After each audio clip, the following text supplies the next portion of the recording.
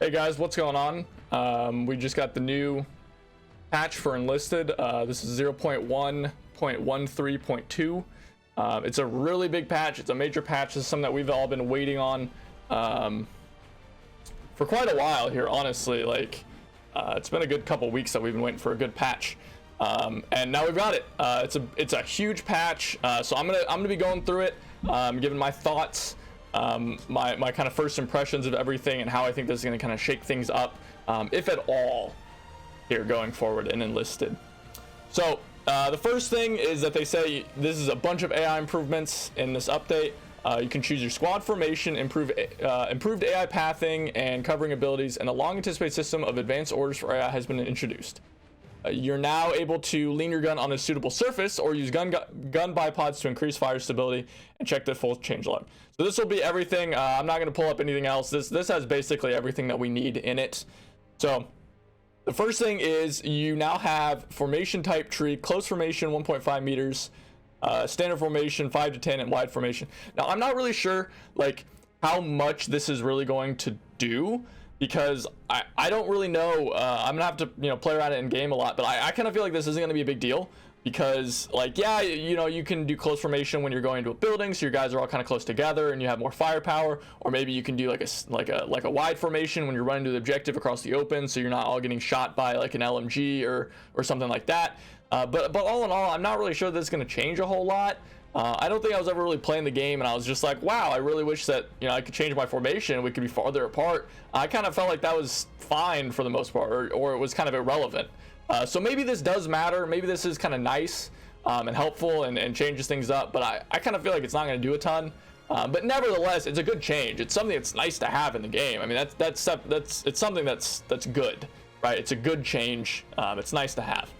Formations interact correctly with shelters. The wider the formation, the greater the distance at which the AI soldiers will take cover. So I think they reference shelter a lot in this. I think shelter just means cover in general. But this just means that the higher your distance between your soldiers and the wider they are, the more areas they'll take cover, obviously. Selection of the formation will be saved even after the death of the squad. The selected formation will remain in effect until the end of the battle or until it is changed by the player. This is good too. If you choose your formation, at the start of a fight, at the start of a battle, you don't have to keep choosing it every time, which is good, because that would be really annoying to have to do it all the time. AI soldiers now bypass barbed wire in locations, and this applies to all barbed wire obstacles, including those built by engineers. That's good. It's really annoying whenever the AI would just like, you'd put like one piece of barbed wire down and the AI would be like, well, and they'd like go all the way around and then get like slaughtered trying to go around it. Or they would even, I've seen them die trying to climb it before. It's rough. AI soldiers will no longer see through smoke from fire. Okay, good. They don't have I don't even know. They don't have some sort of fucking like see-through vision wall hacks through smoke. AI soldiers now consider more shelters they can take advantage of cover. AI soldiers now try to go through doors and gates instead of climbing through nearby fences and windows. This is really nice. If you guys have played on Vaskiovo or whatever village, the invasion map, the stables on that one, the third objective, was always really rough, because the AI would always be like, they would be like running through and they would get stuck on the little like doors and everything, and they'd be like climbing over it, or they'd be like climbing in windows, and like they could never get into the objective well. If the commander runs too far from AI soldiers, the soldiers will prioritize catching up with them, overshooting at enemies. Oh my god, thank you. But in case of high danger, they will still engage. Thank you.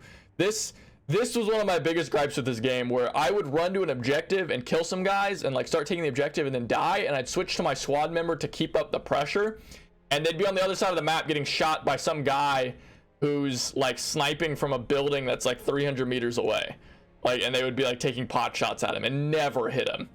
So thank God they're actually prioritizing following the squad leader.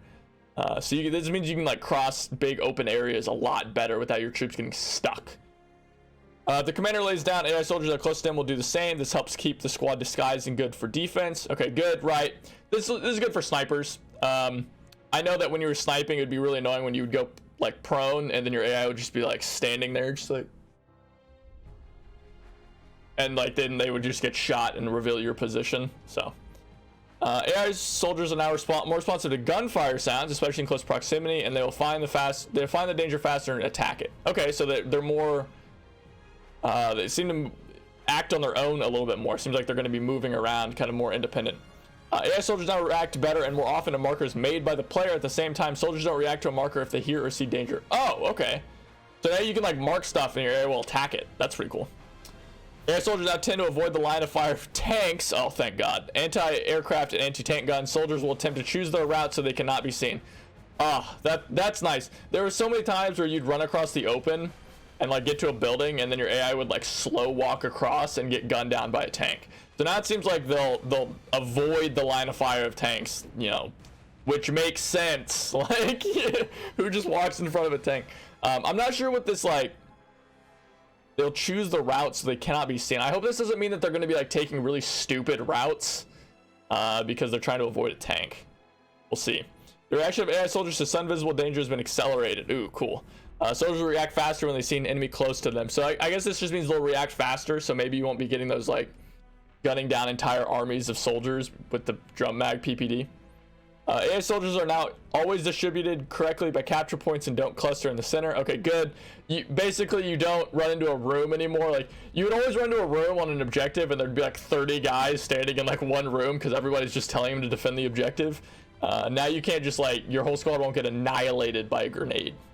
So that's a good change. I'm glad for that one. You can now give a quick order to the AI to assemble or disassemble a structure. Similar. Okay, so you can like put down a structure with an engineer and then tell your squad to build it. That's really cool. I think that makes the engineer squads a lot stronger. Because now you don't have to worry about like, you can actually just place a bunch of shit and tell your squads to build it. I worry this is gonna make SimCitying a lot stronger though. That's kind of a worry. We'll see how this one plays out. That's a scary change. AI soldiers now need more time to change position in the vehicle. Okay, who cares? The calculation of visibility of cover has been fixed. AI soldiers will now not sit down and cover that the enemy is observing. The complete redesign of the cover system includes no more AI modes. These are basically useless and introduce a lot of chaos in AI behavior. The new AI agent now decides for itself whether they should charge or defend. Yeah, if you guys didn't know, your squad members would sometimes like choose if they wanted to be defensive or offensive, and it was like really weird. Like, they would just like randomly choose and then they would get stuck, and then sometimes they would just randomly attack. Hopefully they clean that up. Soldiers now choose cover more wisely. Only cover that can be used for attacking is chosen. AI soldiers now peek out of cover if there's an enemy. If the cover is low, they change their stance. If it's high, they strafe out. Okay, cool. We'll see how effective that is. AI soldiers now properly use cover when attacking. If there's danger above a specific threshold, they run to the closest cover and attack from there. Okay, so they'll actually use cover. Good. Game mechanics: camera shake, response to various events, swing of the camera when running fast, jolting from falling from a great height, jolting from jumping. Oh, jolting from jumping? You mean I can't do my PPD jumping all the time? Damn. Camera shake. Camera shake if a tank passes by. Camera shake from a shell flying by. Camera shake from various explosions. Shaking when firing a large gun. Reactions to hits and melee combat. Deviation. Oh, that's annoying. Getting hit in melee is already really annoying in this. Basically, they added a bunch of camera shake. They added a bunch of camera shake. That's what that is. Added blackout, red out effect when the pilot in an aircraft experiences negative or positive G overload. Okay. This never bothered me, and I never had a problem with this. Because I don't fly planes ever. But maybe you fly boys out there, maybe this matters to you. Maybe it was a good change, I'm not sure. Maybe you can't do like dive bombs as easily now. Wounded enemies can be floored by a single melee hit. Oh, okay. You can bop enemies. AI squad soldiers will now be rewarded for the support in destroying an enemy. Okay, cool.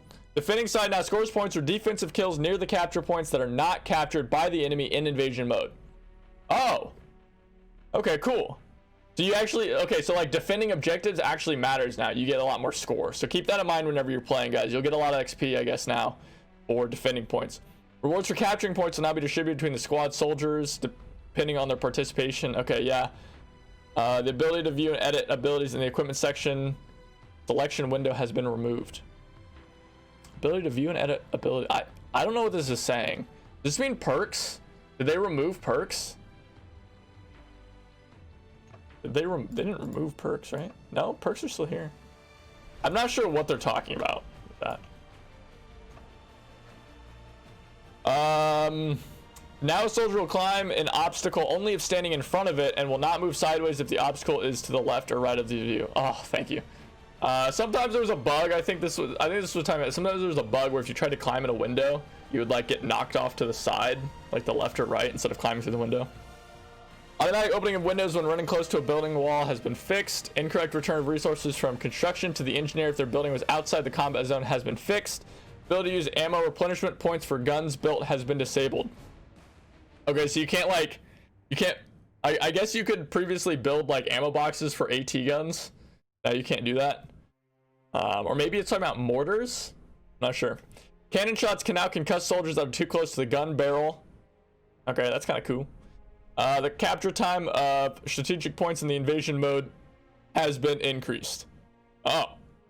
So it's harder to cap objectives now. It takes longer. Vehicles. Sparking effects when hitting vehicles have been added. Other hit effects and muzzle flashes have also been reworked. Okay, some more visual effects. Markers of soldiers in a vehicle crew has been replaced by one general marker of the vehicle if it's occupied. I think what this means is that, like, previously when you saw like a friendly tank, you could see like 3 guys inside of it. Now I think you just see like one little icon. Effects of burning vehicles have been fixed. Soldiers in burning vehicles will now also catch fire and will continue to burn after. Oh my god. Whew. Okay, so now when your tank catches on fire, your soldiers in the tank catch on fire. Jeez. Okay. Burning vehicles will now set soldiers on fire who are too close. Okay. Rewards for assisting in vehicle destruction has been added. Message when a vehicle needs to be repaired has been added. Weaponry. It's now possible to increase the stability and accuracy of fire by leaning the gun on a suitable surface such as the edge of a trench or window ledge. Whew. Next to a suitable location, a special button will appear with the hint to activate the firing at point blank range mode. That is a weird translation. I think this means you can brace your guns now. You can like brace your gun on a surface or like bipod down.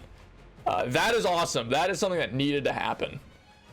Recoil control for the MG13, 34, and 42 machine guns has been improved. Really? Okay. I didn't really think the MG13 or 34 needed this. Maybe the 34 a little bit, but not the 13. I thought the accuracy was fine. And the 42 is a laser because it's like bipoded down. So that's kind of a weird change in my opinion. Whatever. Recoil impulse of the ZB26 and DP27 has been reduced. So I think the impulse is like when you shoot, that initial kind of pop-up. You know, I think that's what that is. The impulse. Animation of, so that's been reduced for those. Animation of the magazine reloading has been added for the ZB26 when not empty and the DP27 when not empty. Okay, another animation. Cool. Oh, this is a big one.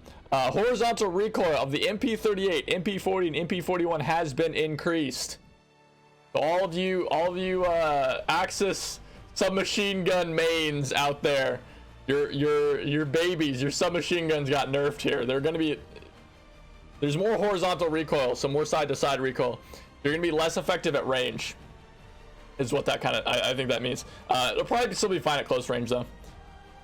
That's a good change. I have been complaining about that on stream over at twitch.tv/HeyQuadro forever. Since I got this game, I've said that the German SMGs need to be nerfed. So that's a great change. Recoil control of the PPK-41 has been improved, which is connected to the reduced fire rate of the weapon. The length of the receiver allows the bolt to slow down. Blah, blah, blah, blah. Okay, they're just explaining it. So I guess you can control the recoil of the PPK better now. So that's good. It kind of needed that to bring it in line with the MP41. Horizontal recoil of the ZB26 has been increased. Okay, good.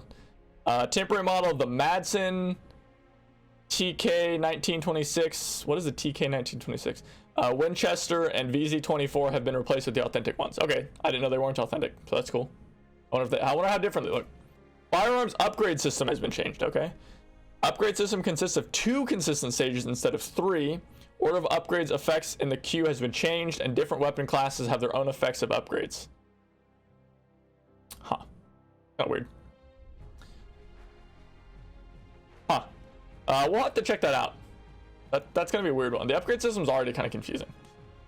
Interface, color of markers over soldiers and vehicles have been updated. Now they match colors on the map.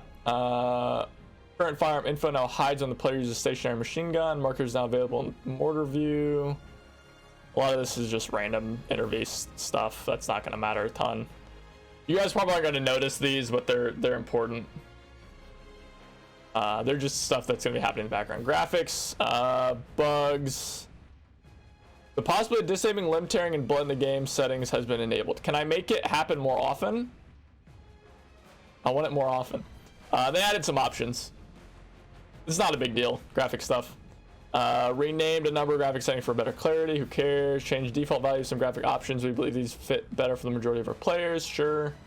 Sound. Grenade falling on the ground sound has been added. Okay. I guess we didn't have that before. Oh god, I'm gonna have to add a sound effect for a grenade falling next to me. Soldiers don't shout "Hooray" anymore when under shelling. Good. They're no longer excited about being bombed. Shell pass by the explosion stunts have become more versatile. Good. Other fixes and improvements. Temporary invulnerability has been disabled when respawning in a friendly soldier. Okay, I think this means rally points. And those of you guys that have been in my stream, you know that I have gotten unbelievably tilted by invulnerability and spawn protection. So I think this is removing spawn protection at forward rally points. I'm not 100% because the wording is really weird.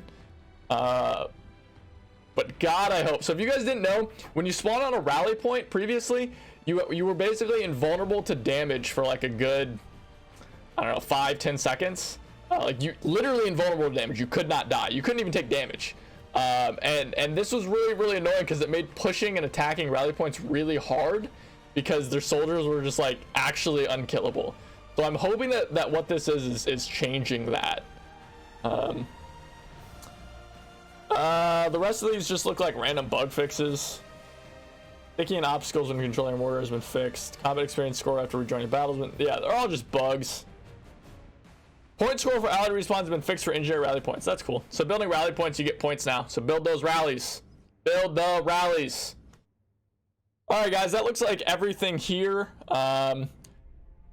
So let me know down below, guys. Let me know in the comments, you know, what you guys think. Did I miss anything? Did I think something wasn't really important and I glossed over it when actually it was really important? Did you guys think that the Germans got too nerfed, not nerfed enough? Do you think the allies need to get some buffs? You know, what about tank combat? I kind of thought we'd see some Panzer II nerf here.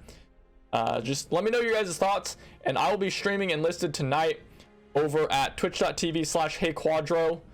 The link will be down in the description below, guys. So jump in, let me know what your guys' thoughts are in chat, and kind of hopefully we'll have some people chatting about stuff and the patch. I think this will be a really nice breath of fresh air for the game. I really do. So I hope to see you guys there, and remember to like and subscribe for more Enlisted stuff and more just general kind of gameplay, tactical shooters mostly, gameplay. And thanks guys for watching the video and sticking through for this 18 minutes at this point, and I will see you guys next time.